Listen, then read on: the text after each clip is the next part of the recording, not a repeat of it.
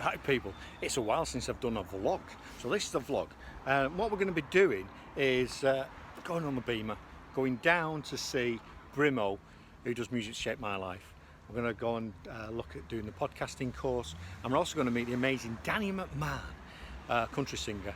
Check him out in his studio, see what it's all about, see if we can work together, get some emerging artists, unsigned artists to his platform, and how we can send them to Duggystone Radio. So see you on the other side. I'm going off to Bristol now, so it's a good couple of hours drive ride. Sun is shining, absolutely amazing.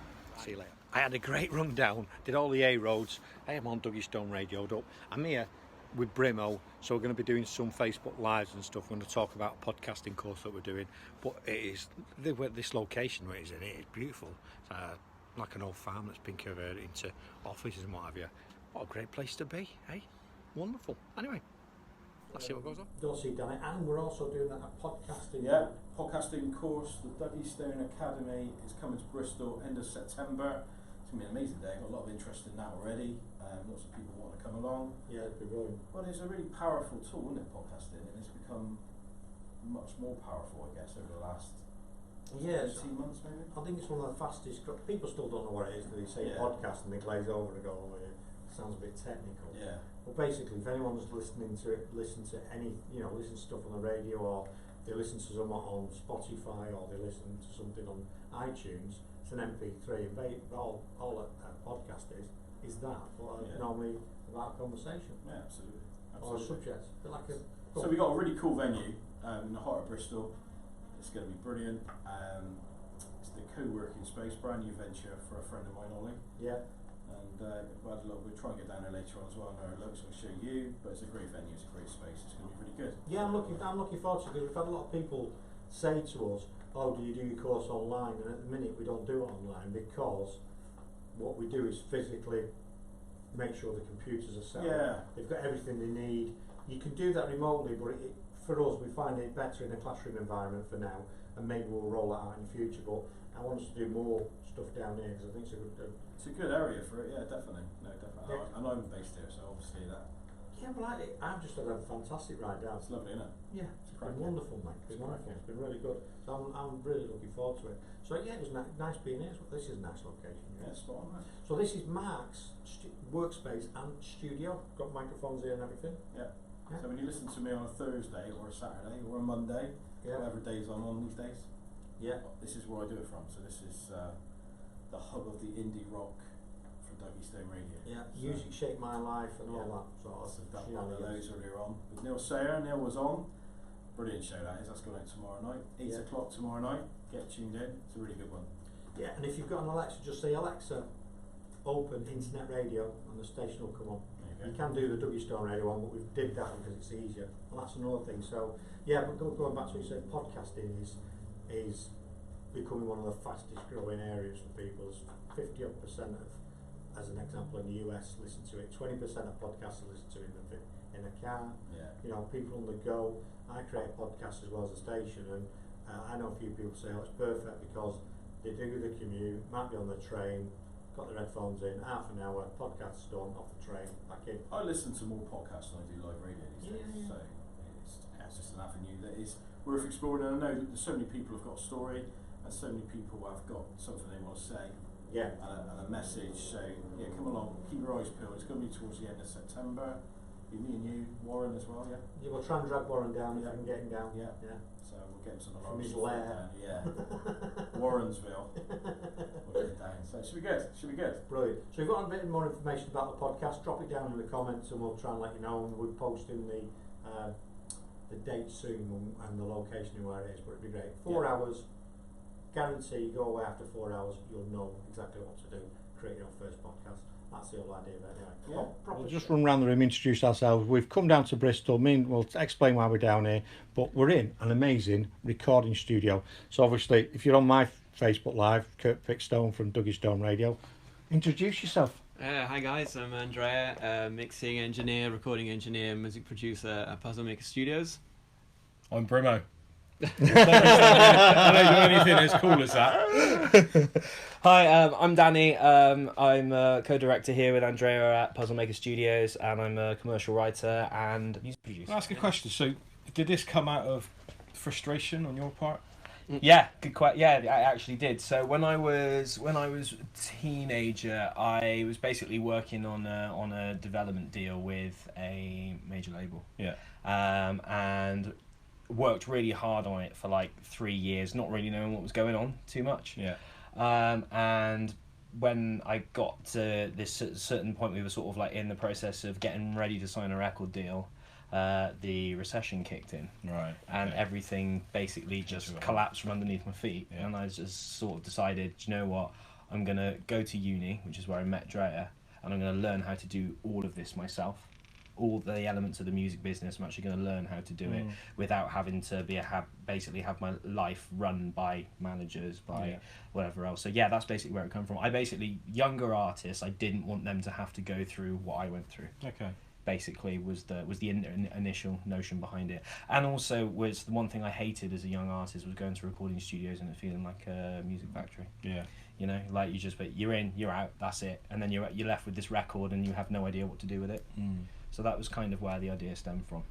I mean, you won't be able to see this from here, but there's a lovely room just to there. Well, we could visit. We could always visit round Well, yeah, in a minute. You're the whiz man, but it's a lovely room in there, rehearsal space, and Andrea does all his stuff here. Yeah. It's just been. There you go. We'll zoom into that. There's more equipment here than I've seen in my life. It's interesting. It's really interesting. It's really good. We like what you're about, and like I say, I'll tell you what, we will try and flick that round there and see if it'll go in.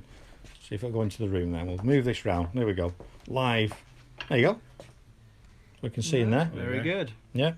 That's pretty cool, isn't it? Yeah, absolutely. Pretty cool. Pretty cool. Worth every penny. Yeah. So from your perspective, then, guys, Yeah. you're not genre specific, are you? But No, I mean, tend to focus more in the country world. yeah. So for me, obviously, as a country artist, like basically what I wanted to do, and that kind of we decided was going to be a really good idea, is that as a business, it's very easy for things to go wrong if you don't know what's in front of you. Yeah.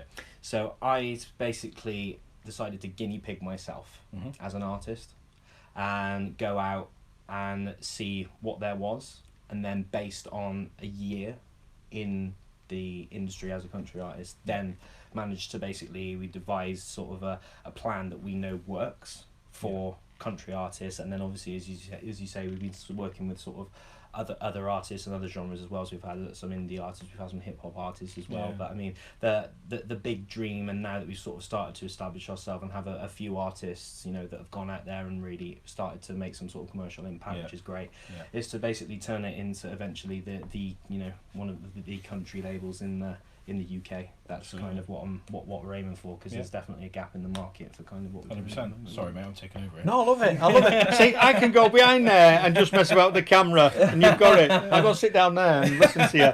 Yeah. No, it's not. Well, that's what it's about, isn't it? It's no one's. This is no one's. It doesn't matter, does it? No. All it matters. It doesn't matter if you're talking or I'm talking or whatever, as long as it's going out and people watch it. I couldn't care less. It's not. It doesn't matter, and because that's why we've got the radio station. You've got so many presenters on, because otherwise you can't do it 24/7, can you? Absolutely. And it's frustrating sometimes. You have to force yourself to step back and not have control when you've got your own business and you've got your own thing, haven't you? Totally. So because you were talking about some others, you'd have to talk, but you're talking about bringing other people in to do other jobs, because you get to a point where you go, I can't do all that. Well, no, you can't. This is it, and we're in that stage here at the moment as well. Yeah. Like, you know, I'm in that place with my artist thing and with this all at the same time, really. And I think we're going to bring in, like, you know, say artist development managers. We've got people who deal with the social media. We've got people who are going to start booking the gigs. You know, as I say, with my own stuff, you know, I rarely decide what's going to be my single off a record. Yeah. I let Drea and other people decide that, because you've got to have that group of people that you really trust. I think it's really important. Having that team of people around you will make you successful. You can't physically do it on your own. No. You know, you can't do 5 people's jobs simultaneously. It's impossible. No. Yeah, it is. But It yeah. is. No, I mean, the main thing is, like, what we've realised is that we're doing so much now, or trying to do so much, that we don't want the quality to start suffering because you know we can't quite get to everyone. We can't follow everyone, you know, and we don't want our artists to feel like we don't have time for them anymore, you know. So, and we focus first and foremost on the production. So it's time really, to bring other people to sort of share the vision, come on the team with us, and so that we can just keep keep journey our together. standards. It's really exciting. And it's probably the right time to do it now as well, because you've established your processes and what you need to do. You know, what works, what doesn't work, and then to bring someone in because you've already established what you're doing. You've established your anyone coming in needs to fit into your culture, don't they? 100%. Your culture will be this is what our standards are. This is what we want. Because we're very similar from in the early days. We made a lot of mistakes. People came, people went. Now, when people come on board with what we're doing as well, they quickly realise what the culture is in our organisation. And if they don't like that, then that's no good for them. It's no good for us as well, is it? Do you know what I mean? It's like people want to be in the culture because of how we work and what we do. Exactly. And that's what you guys do. I think that's a really important word as well. Sort of the culture of it. I think that's really really important. I think that stems particularly in the music industry. I think that's so important. Sort of understanding how, you know, groups of individuals work. You know, hopefully cohesively. I think that's really important as well. You know, see a lot of that in the UK country scene as well. A lot of people working together. Which has been great for us, you know, because it's allowed us to sort of tap into new things and meet new people a lot quicker than you otherwise would do. So the country scene seems to be very supportive of each other. Very niche, I think it's so niche and almost underground, but not underground. And until you start pulling back and start looking for it, when I did, because I only discovered country in 2012, and I thought, I wonder if there's any UK country. Do you know what I mean? And you start looking and going, wow, there's this and there's this and there's that and there's so people aren't aware of it, are they? So the more we get it out there, the better. But I think to answer the point, I think that's why it's so supportive, because they're all in it together, aren't they? Rather than fighting, they're all trying to build this genre up that they all love. They're all trying to get it going, because I can't succeed without you and you and you, because we all need to be like storming the gates, don't we, and knocking the doors down and getting the music out there. Yes, this is it. We're all trying to get to the same place at the end of the day, and that's great. I mean, once you get there, it'll be a bit different, but you know. I think also traditionally country is a genre where there's a lot of collaboration, just in general between songwriters mostly. I mean, look at Nashville and how much people collaborate there, and there's 5-6 people on a song. So I think it just allows for that. It's sort of a community vibe, really. I think it just works, and it's that type of genre. I think Go back to your studio a minute. How many artists do you guys work with at any one time? Is there a limit that you would set? I'd never want to like hard set a limit. The minute I felt like anything or the quality, I think for us it's all about quality. Yeah, sure. You know, so the minute the quality of anything subsides would be the point. It's like, okay, I either need to chill out there or we need to get more people in. You know, that's kind of the way that we do it, and it's all focused around the quality of the product. So at the moment I think we've got 14 active artists at the moment on our publishing that we deal with in some capacity. So whether that be publishing, social media, production, whatever it may be. But as I say, we continue their journey throughout. I'm going to do a show here, definitely. Let's go. But so we're going to do a show here. I'll tune in with all those. We're going to get all the artists on. No, I think it'd be a cracking show. You can stay over and have a few beers as well after party. So why not? Here, so a sofa there, that'd be right. It's fine. And it's not rock and roll, so they shouldn't be wrecking the place, should they? They probably just do a bit of dancing, won't they? In the boots. Cowboy boots. But I think here. You're very protective. I'd lock the door. Lock the door. No, that's great. That would be an interesting thing. It'd be like a sessions, wouldn't it? Saturday afternoon job, I think. Yeah. When Rovers are away. Yeah. Big Rovers fan will do. So we're down at Puzzle Maker Studios in I was going to say Birmingham then. Bristol. Bristol. That's going to be Bristol. Yeah. What's your website address? puzzlemakerstudios.co.uk There you go. is the one. There you go. Excellent. Anything else Yeah. to say before we Nah, shut it down? all good. Should we talk about our podcasting course? Oh yeah, we should do, shouldn't we? Be able to Should promote do a it. bit about that. Right. So the other reason why we're down here, me and Brimo, we're going to be doing a podcast. I live here, course, aren't we? but yeah, but we're doing a podcast. Someone has course to, mate. in Bristol, Someone has to. yeah. End of September, isn't it? That's what Yes. we're looking at. So we've got a place. We're just ready to confirm it all with them, and then we'll get all the information out.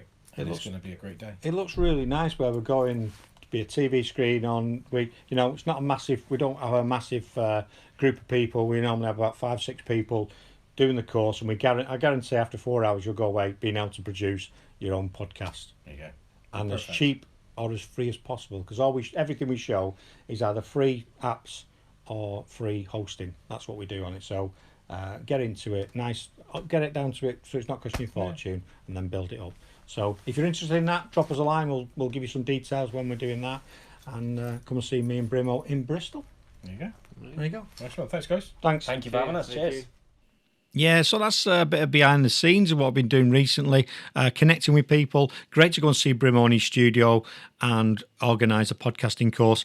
Depends when you're watching this. If you go to DuggystoneRadio.com, look at our events and you'll see when our next course is on. Or drop us a line, contact@DuggystoneRadio.com, and we'll let you know what we're doing and where we're doing it. It was great to see the guys at Puzzle Maker Studio, made us feel very welcome. I can highly recommend it. The quality of the product they produce is outstanding. Anyway, please subscribe, and until next time, Kirk out.